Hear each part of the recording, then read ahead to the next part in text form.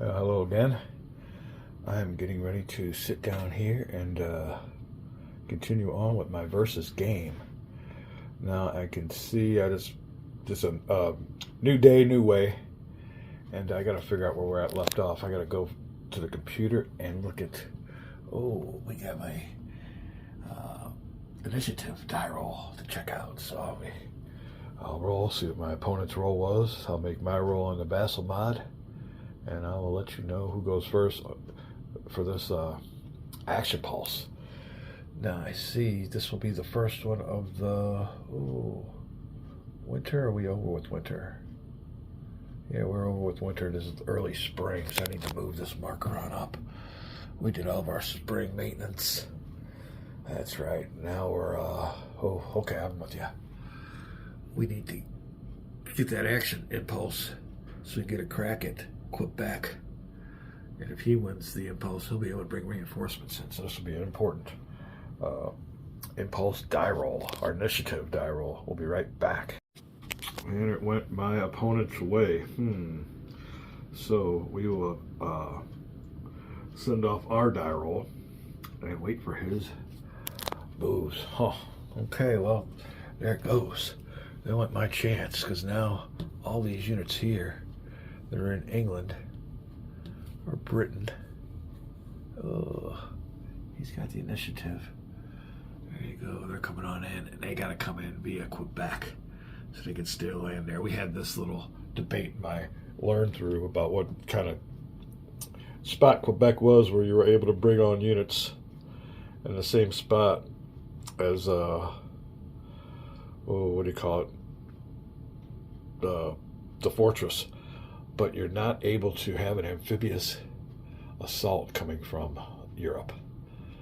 So therefore, they can just come on in there, I guess, sit and have a battle. Like I said, this will be an interesting mechanic to check out.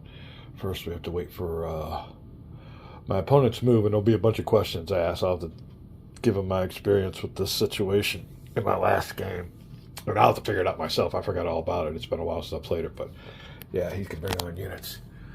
In Quebec, I am laying sieged, but the siege isn't broken. Well, no, I haven't laid siege. We were preparing for siege. So if it would have been my turn, we would have put the siege marker on there. So no siege marker left, and luckily for the British, they have won the initiative die roll. Changes everything. We'll be back. All right, in my game against my opponent, it's all about who has the initiative. And he has just rolled for the early spring turn of 1776, and a key initiative was won by the British, and that's an early game changer, because right now all of his reinforcements came in the spot we were trying to lay siege to. We didn't get a chance to lay siege yet. We were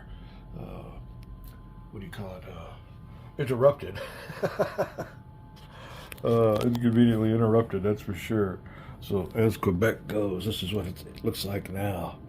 We have our Army of the North there, which consists of zoom feature, Old Gates, Arnold, 7 colonial strength points.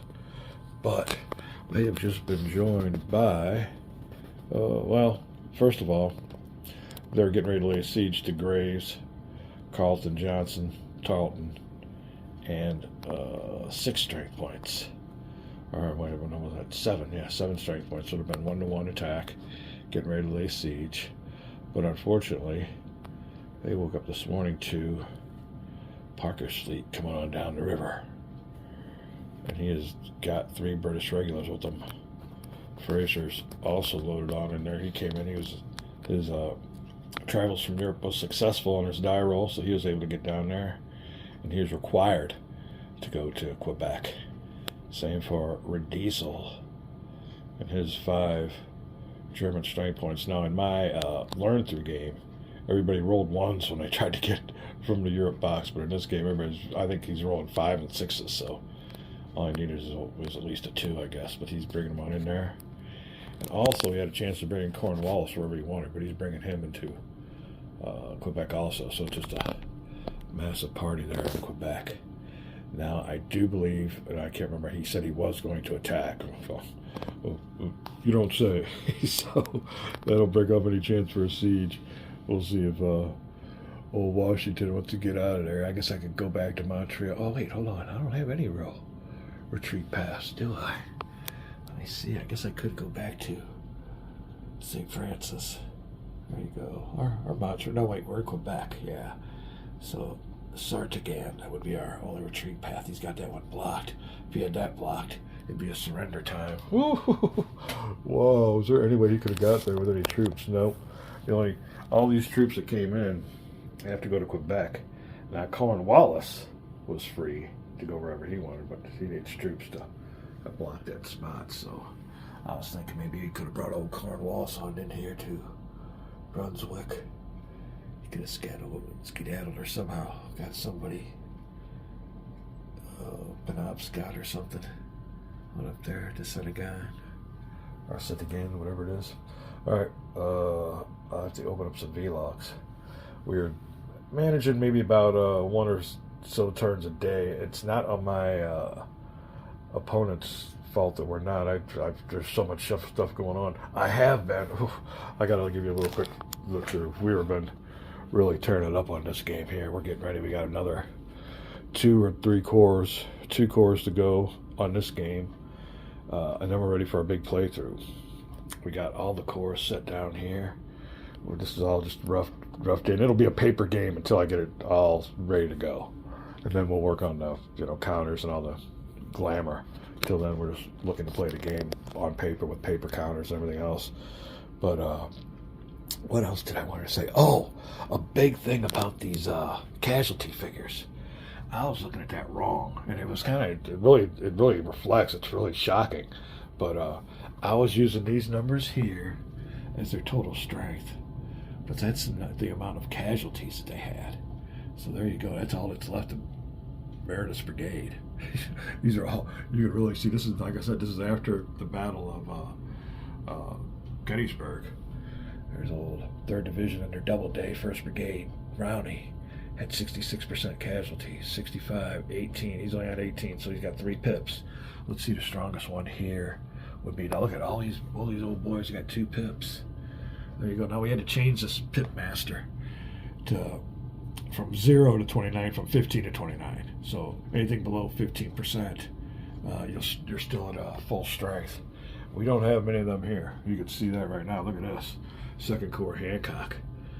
He got hammered. So that's what they're going against. And I'm glad I got that straightened out. I'm just, I'm down here. It takes a while. You sit there and look and study. You got to study. Like I said, I'm going to have to get a PhD at the Battle of Gettysburg after all this research. But, yeah, there we go. Now I'm trying to see here. Looks like old Coster. I thought that might have been Custer, but it's Coster. Custer's cavalry. I think he comes in cavalry as a cavalry general on the Union side. He'll come into play later on in the game. But you see maybe Muhlenberg's artillery is 100%. He only lost 2% during the battle, so there you go. The numbers to the right are what they lost at Gettysburg, and that's what's left in their pips.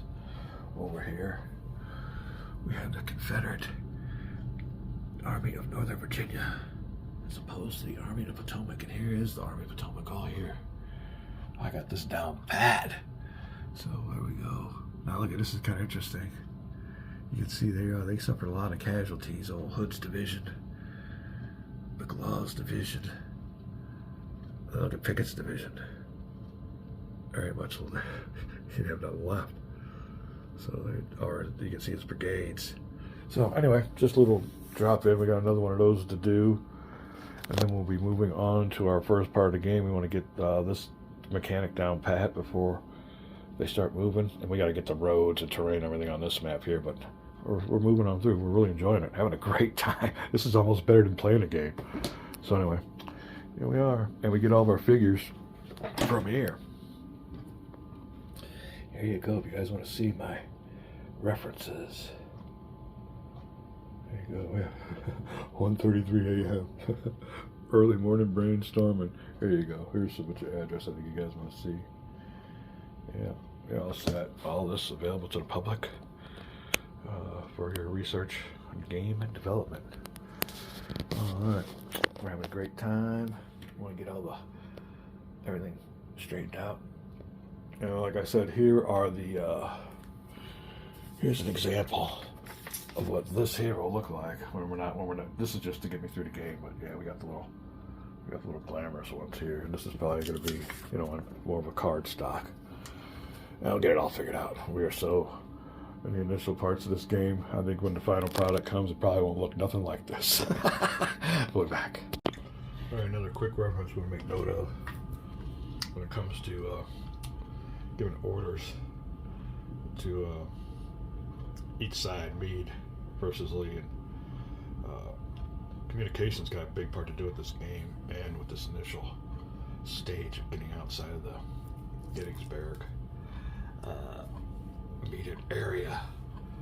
We still have field hospital mechanics to go through, but a key thing in it, communication, and it's just basic military strategy theory, is the communication about interior and exterior lines.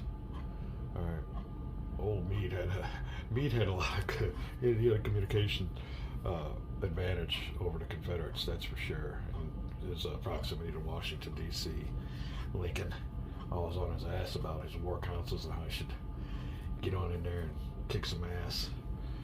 But so we'll have it'll be easier in the mechanics for these guys to move, to get their orders, to get to the road. These guys are just a little bit less the exterior lines versus interior lines of communications. And like I said, we're just approaching this as well as we can as an amateur historian. This is a dumbass's war game development. Oh, I will give you a little look here. We got Longstreet's display, initial display. Like I said, this is all stuff to do, but yeah, we're having a great time trying not to look too much like an idiot doing this game. I think I'm doing a good job doing my homework. Like I said, I want it to be a good game too. I've played many games and I know what's going on here. So, you know, amateur or college professor, we're all there. We got my little template here. Just like I said, this is not zone of controls in this game. It'll be core zones of patrol and all other kinds of stuff. We always want to use maybe our timer. Comes time for you to get moving, give those orders out, and all other stuff. All right, that'll be it for our game development GwG gaming update. We're back. All right, we're here in the war room section of Man Cave, loving us some General D. Army and two fat lardies. Oh, these guys, they're worth the price of admission. Just watching them banter, just to listen to the banter. So we're also getting some good ideas for our game from this game. But I want to show you what else do we got here. This is really good. I'm getting a lot of information on this video right here. Right here. Oh my goodness. Yeah, there's another video. The original video that I got my information from was called Leah's Trapped. It must be taken. But old Mr. Kent Masterson, I can't get enough of him and all of his research that he's done. Thank you a lot, or appreciation of Mr. Masterson. A lot goes out to you. This is another key one right here. Oh, yeah, this is a lot of story. This old boy here got into General Meade, and he wrote a good book about him. Meade wasn't as bad as everybody makes him out to be when you get the whole story. Like old what's his name used to say. Harvey, Mr. Harvey, the rest of the story. So, Paul Harvey, yeah, that's what it is, Paul Harvey. We'll be right back. So, as the story goes, here's old General Meade. I think 2 days before the Battle of Gettysburg. He's hearing footsteps, a lot of commotion outside of his camp. Old courier come driving on up. I think it might have been 3 a.m. in the morning. And Meade knows something's going on. He can hear. He's like, commander. Things are going through his head is, what the hell's going on now? Well, one of his initial thoughts was, when the old boy says, General Meade, can you come out of your tent or come on out? Was that he thought he was being arrested. So, yeah. He said he went through his mind as, what the hell did I do? My mind's clear, man. I'm not guilty of anything. So you know, he came on out, and finally they said no. I think the courier was there from Lincoln, giving him orders to take charge of the Army of the Potomac. And he could not refuse.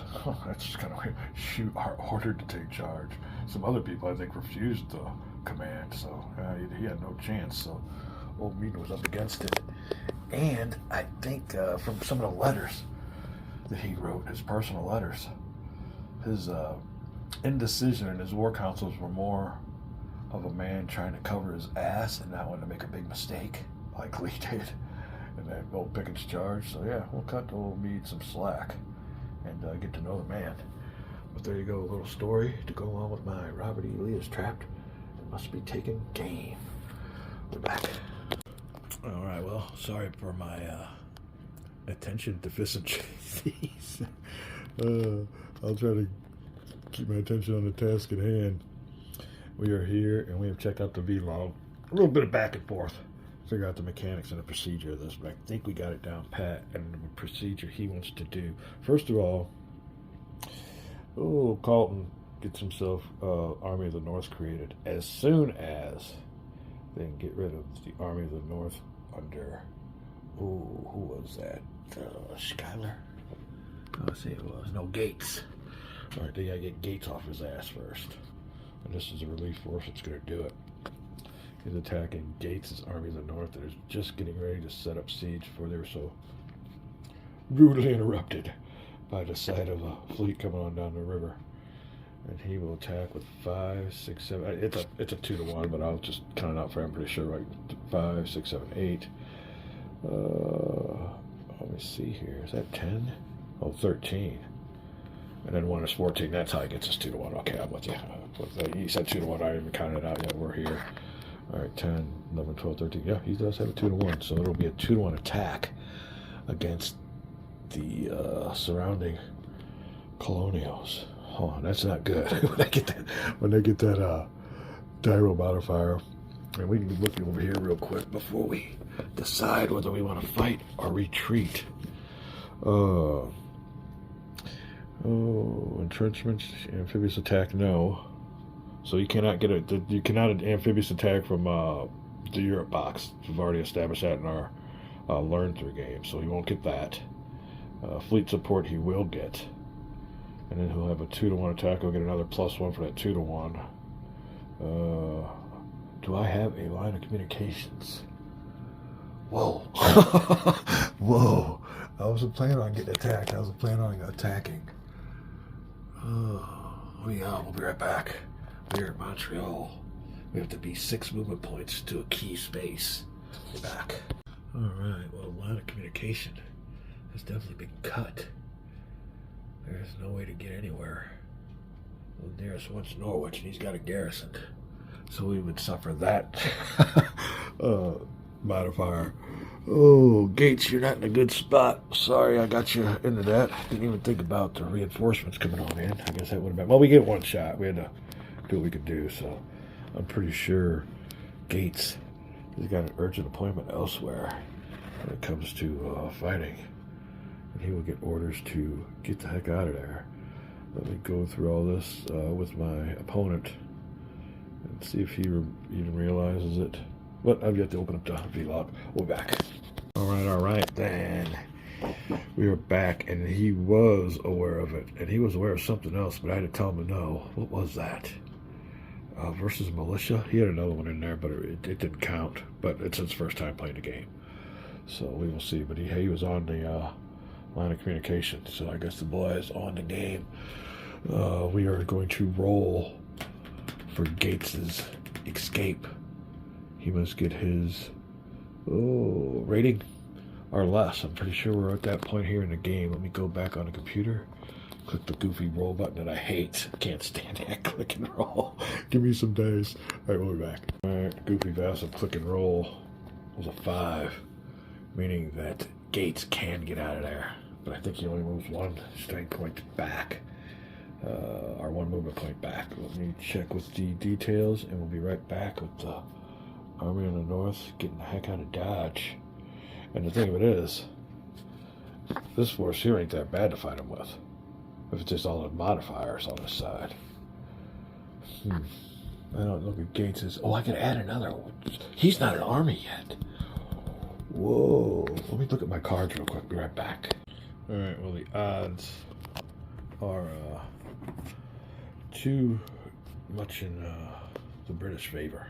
I can't muster enough up. I was even going to look at some of my cards here.